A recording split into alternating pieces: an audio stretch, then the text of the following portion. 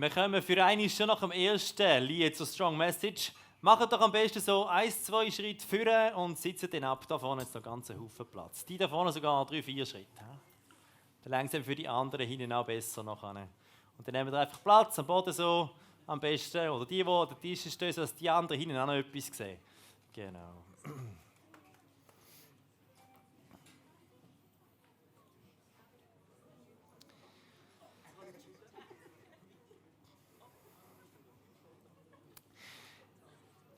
Also hier vorne hat es noch einen Haufen Platz. Sonst noch. Ja, also es muss niemand das Gefühl haben, es hätte keinen Platz zum irgendwie. Genau.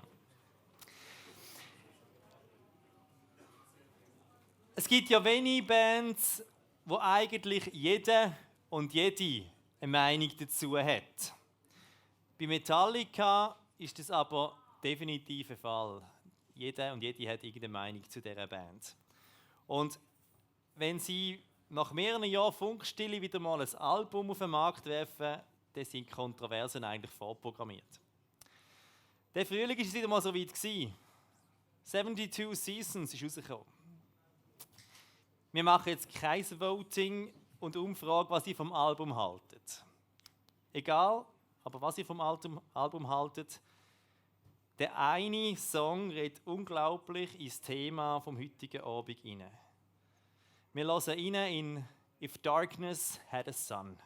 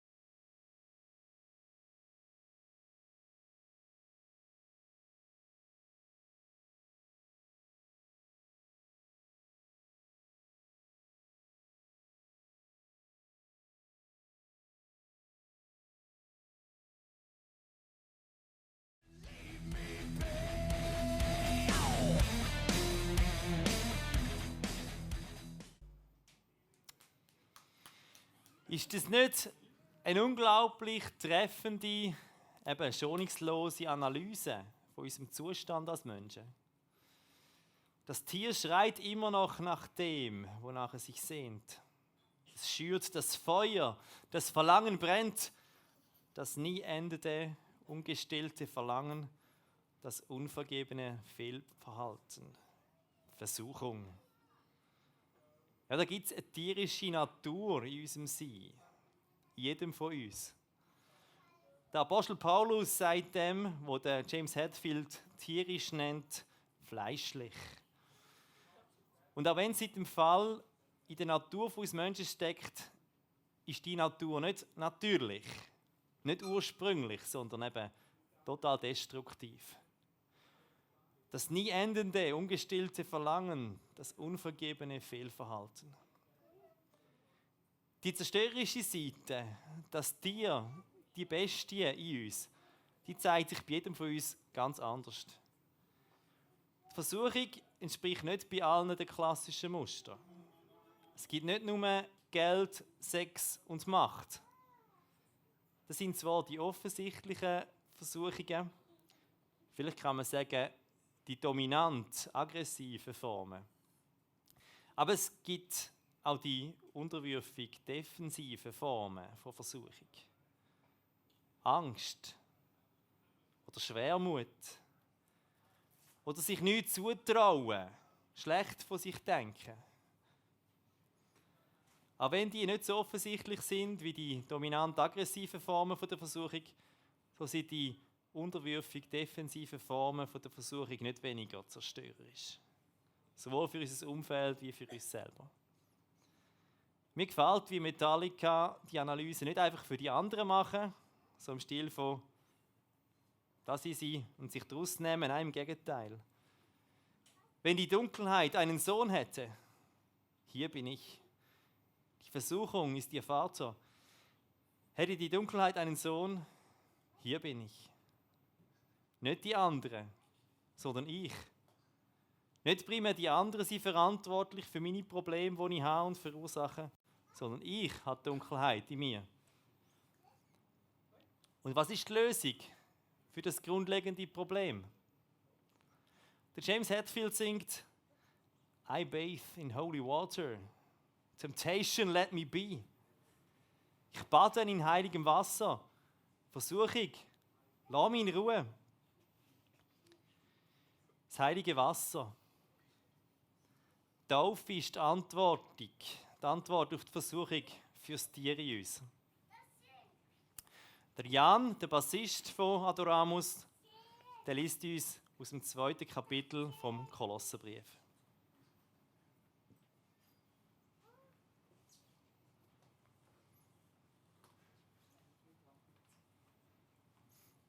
Das Mikrofon schon.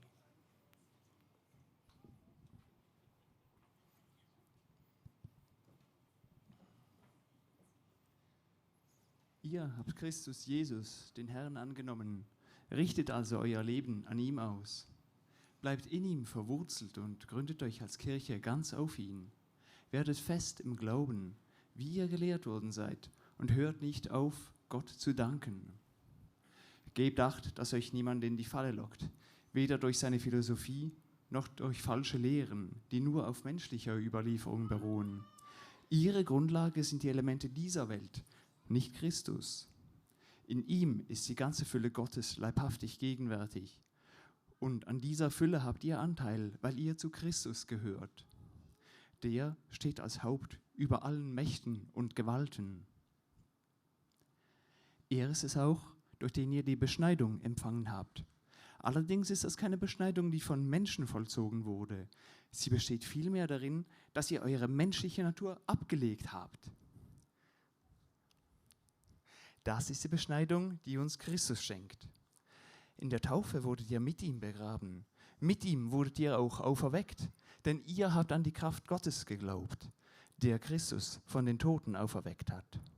Ja, ihr wart tot aufgrund eurer Verfehlungen, und eure auf das Menschliche ausgerichtete Natur hatte die neue Beschneidung noch nicht empfangen. Aber Gott hat euch mit Christus lebendig gemacht, indem er uns alle Verfehlungen vergeben hat. Er hat den Schuldschein getilgt, der uns belastete, einschließlich seiner Vorschriften, die gegen uns standen. Er hat ihn ans Kreuz genagelt und damit beseitigt. Er hat die Mächte und Gewalten entwaffnet und sie öffentlich zur Schau gestellt und führt sie im Triumphzug mit, der für Christus abgehalten wird. Gott ist in Jesus Christus ganz Mensch geworden und hat die tierische Natur mit ins Grab genommen.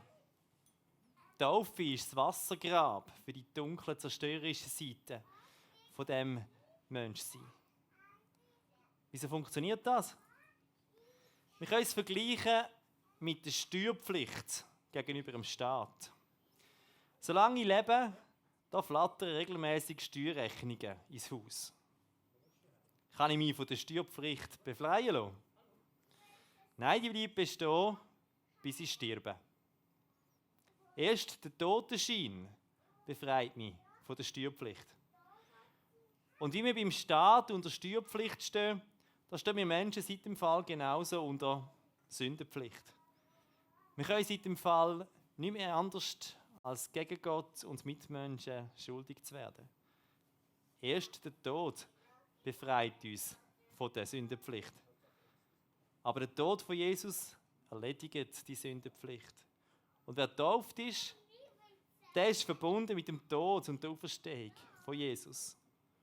Und darum ist der Taufschein, der Totenschein, der dich rechtsgültig von der Sündenpflicht befreit. Und darum bekommen unsere Täuflinge heute auch den entsprechenden Totenschein.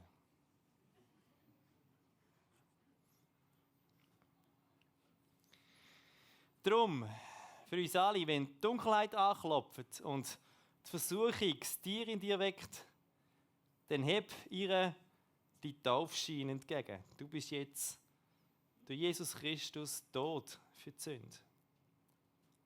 Du kannst es auch ganz handfest machen.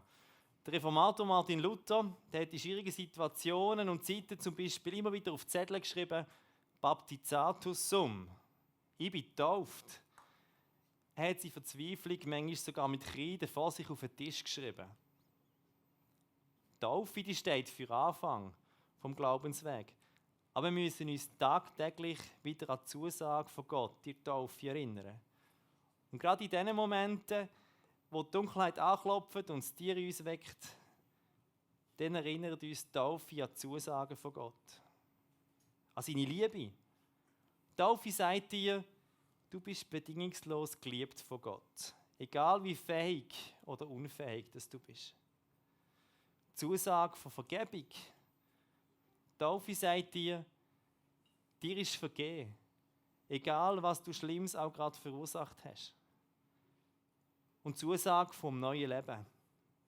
Die Taufe sagt dir, egal wie viel Krankheit, Zerstörung und Tod in und um dich herum herrscht, dir ist neues, ewiges Leben geschenkt durch den Ersten von der neuen Schöpfung, Jesus Christus.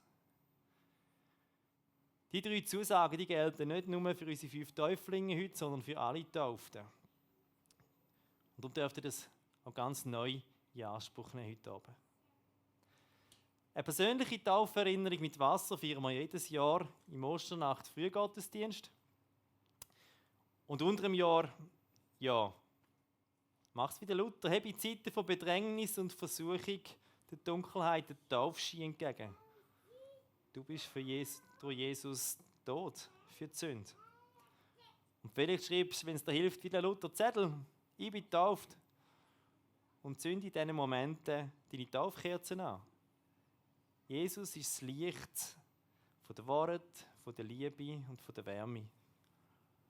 Oder leg einfach die neueste Metallica-Platte auf, nimm ein Glas Wasser, bekreuzige damit und sing aus voller Kehle mit I bathe in holy water, temptation, leave me be. Vielleicht noch ein bisschen lauter.